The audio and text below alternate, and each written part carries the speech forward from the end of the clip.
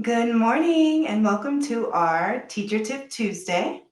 First off, we really hope that you had a wonderful weekend with your family and your loved ones, and that you're joining us here today for our Teacher Tip Tuesday. I wanted to just start off with some reflection that I had over the weekend, and it was the whole idea of hope, renewal, and new life. And I couldn't help but make some connections to thinking back to where we started on this journey over a year ago now, and how hopeless we might have felt along the way, and how much we learned, and how challenging it has been this past year. And I wanted you to go into this week with hope, renewal, and just new life, realizing and taking the time to reflect on how much we have learned this year as educators, how many new skills we have, how many new tools we have moving into next year, and all of the new life that we're going to have coming into our next school year.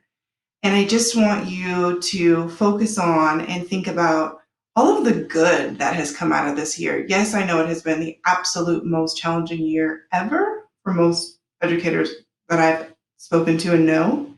but it's also been a year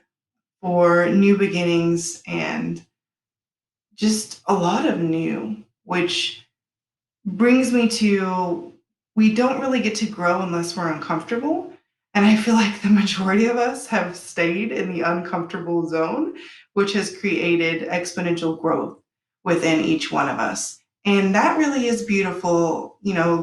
getting towards the end of this year and just knowing so many teacher friends and educators that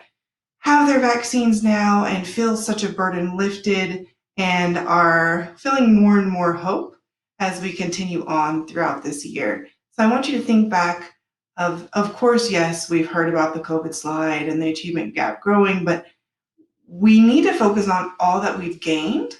and all that we've learned in such a short amount of time, because we really did stay in that uncomfortable zone and we were brave enough to not be good at new things. And now look at us.